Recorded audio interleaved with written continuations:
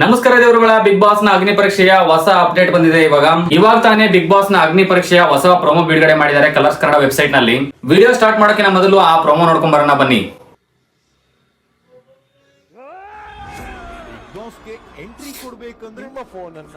ಹೊಸಬ್ರು ಬರ್ತಿರ್ತಾರೆ ಹಂಗೆ ಫೋನ್ ಹೊಡೆದಾಕ ಕೇಳ ನಿರಂಜನು.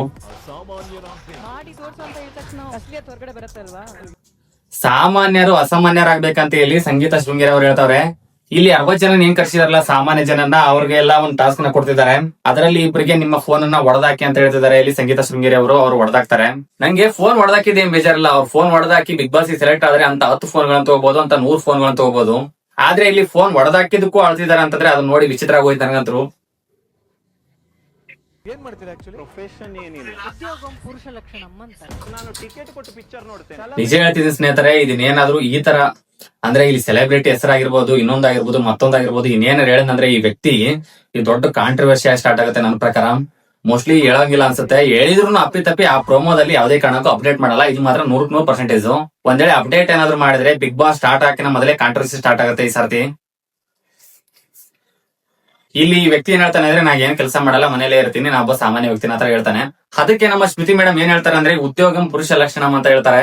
ಈ ಮಾತು 100% ಸತ್ಯ. ಯಾವ ವ್ಯಕ್ತಿ ಉದ್ಯೋಗದಲ್ಲಿ ಇರ್ತಾನೆ, ಯಾವ ವ್ಯಕ್ತಿ ಕೆಲಸ ಮಾಡ್ತಿರ್ತಾನೆ ಅಂತ ವ್ಯಕ್ತಿಗೆ ರೆಸ್ಪೆಕ್ಟ್ ಆಗ್ಲಿ, ಇನ್ನೊಂದಾಗ್ಲಿ ಮತ್ತೊಂದಾಗ್ಲಿ ಅದು ಬರ್ತಾನೆ ಇರುತ್ತೆ. ಅದೇ ವ್ಯಕ್ತಿ ದುಡಿಯೋ ವಯಸ್ಸಿನಲ್ಲಿ ಮನೇಲಿ ಕುಂತಿದ್ನಂದ್ರೆ ಮುಂದ್ಗಡೆ ನಮ್ ಜೊತೆ ಚೆನ್ನಾಗಿದ್ರು ಹಿಂದ್ಗಡೆ ಬೈಕೊಂಡ್ ಓಡಾಡ್ತಿರ್ತಾರೆ. ಇದು ಮಾತ್ರ ಪಕ್ಕ ಹೌದು ಅಲ್ಲ ಅಂತ ಕಮೆಂಟ್ ಬಾಕ್ಸ್ ಅಲ್ಲಿ ತಿಳಿಸಿ. ಏನಿಲ್ಲಿ ಗೈಸ್ ಇನ್ನೊಂದ್ಸರ್ತಿ ಇಲ್ಲಿವರೆಗೂ ಏನ್ ಹೇಳಿದ್ನಲ್ಲ, ಇಲ್ಲಿವರೆಗೂ ಸಹಿತ ಶ್ರುತಿ ಮೇಡಮ್ ವರ್ಗು ಇನ್ನೊಂದ್ಸರ್ತಿ ಪ್ರೊಮೋ ನೋಡ್ಕೊಂಡ್ ಬಂದ್ಬಿಡಿ. ಎಂಟ್ರಿ ಕೊಡಬೇಕು, ಹೊಡೆದಾಕಿ ಜನಸಾಮಾನ್ಯರು ಹೊರಗಡೆ ಬರುತ್ತಲ್ವಾ? ಏನ್ ಮಾಡ್ತೀರಾ ಆಕ್ಚುಲಿ? ಪ್ರೊಫೆಷನ್ ಏನಿಲ್ಲ, ಉದ್ಯೋಗ ಪುರುಷ ಲಕ್ಷಣ ಅಂತಾರೆ. ನಾನು ಟಿಕೆಟ್ ಕೊಟ್ಟು ಪಿಕ್ಚರ್ ನೋಡ್ತೇನೆ. ಸೆಲೆಬ್ರಿಟಿಗಳು ಸ್ವಂತ ಫಿಲ್ಮ್ ಅನ್ನೇ ಟಿಕೆಟ್ ತಗೊಳ್ಳೋದಿಲ್ಲ. ಯಾವ ಸೆಲೆಬ್ರಿಟಿ ಅವ್ರ ಹೆಸರು ತಗೊಳ್ಳಿ. ನೀವು ಫಿಸಿಕಲ್ ನನ್ಗಿಂತ ಬಿಟ್ಟಿದ್ದೀರಾ. I respect girls. ಇವಾಗ ಸ್ಟಾರ್ಟ್ ಆಗ್ತದೆ ನೋಡಿ. ಇಲ್ಲಿ ಸಂಗೀತ ಶೃಂಗೇರಿ ಅವರು ನನ್ಗಿಂತ ನೀವು ಫಿಸಿಕಲಿ ಫಿಟ್ ಇದ್ದೀರಾ ಅಂತ ಕೇಳ್ತಾರೆ. ನೀವು ಫಿಸಿಕಲ್ ನನ್ಗಿಂತ ಬಿಟ್ಟಿದ್ದೀರಾ. I respect girls. ಒಂದ್ ಪ್ಲಾನ್ ಚಾಲೆಂಜ್ ಮಾಡೋಣ. ಸೋತ್ರೆ ಮನೆಗೆ ಹೋಗ್ತೀರಾ. ಕೈ ಎಲ್ಲ ಅಲ್ಲಾಡ್ತಾ ಇದೆ ಈಗ್ಲೇ. ಮೇಡಮ್ ಊಟ ಮಾಡ್ಲಿಲ್ಲ. ಸ್ನೇಹಿತರೆ ಏನಾಯ್ತು ಅಂತಂದ್ರೆ, ಇಲ್ಲಿ ಸಂಗೀತ ಶೃಂಗೇರಿ ಅವರು ಒಂದು ಚಾಲೆಂಜ್ ಆಗ್ತಾರೆ. ಆ ಚಾಲೆಂಜ್ ನ ಅವರು ಸ್ವೀಕರಿಸಬೇಕು ಅಂತ ಹೇಳಿ ಅವ್ರ ಜೊತೆ ಚಾಲೆಂಜ್ ಮಾಡ್ತಿದ್ದಾರೆ. ಇಲ್ಲಿ ನೋಡಿ ನೀವು. ನೀವು ಫಿಸಿಕಲ್ ನನ್ಗಿಂತ ಬಿಟ್ಟಿದ್ದೀರಾ. I respect girls. ಒಂದ್ ಪ್ಲಾನ್ ಚಾಲೆಂಜ್ ಮಾಡೋಣ. ಸೋತ್ರೆ ಮನೆಗೆ ಹೋಗ್ತೀರಾ. ಕೈ ಎಲ್ಲ ಅಲ್ಲಾಡ್ತಾ ಇದೆ. ಸ್ನೇಹಿತರೆ ಆ ವ್ಯಕ್ತಿ ಇಲ್ಲಿ ಸಂಗೀತ ಶೃಂಗೇರಿ ಅವ್ರ ಜೊತೆ ಆ ಚಾಲೆಂಜ್ ಅಲ್ಲಿ ಸೋಲ್ತಾರೆ. ಯಾಕಂತಂದ್ರೆ ನಿಜವಾಗ್ಲೂ ಹೇಳ್ಬೇಕಂದ್ರೆ ಸಂಗೀತ ಅವರು ಫಿಸಿಕಲಿ ಮತ್ತು ಮೆಂಟಲಿ ತುಂಬಾ ಫಿಟ್ ಆಗಿದ್ದಾರೆ. ಇಲ್ಲ ಅಂತಂದ್ರೆ ಬಿಗ್ ಬಾಸ್ ಮನೆಯ ಆನೆ ಅಂತ ಕರೆಸ್ಕೊಳೋ ವಿನಯ್ ಗೌಡ ಅವ್ರ ಜೊತೆ ಅವ್ರ ಸೀಸನ್ ಅಲ್ಲಿ ಎಲ್ಲರನ್ನ ಎದುರಿಸೋ ಮೂಲಕ ಆ ರೇಂಜಿಗೆ ಹವಾ ಇಟ್ಕೊಂಡಿದ್ರು ಸಂಗೀತ ಶೃಂಗೇರಿ ಅವರು. ಇವತ್ತೇನ್ ತೋರಿಸಿದಾರಲ್ಲ ಈ ಪ್ರೊಮೋದಲ್ಲಿ, ಈ ಪ್ರೊಮೋದ ವ್ಯಕ್ತಿನ ರಿಜೆಕ್ಟ್ ಮಾಡಿ ಹಾಕಿದ್ದಾರೆ.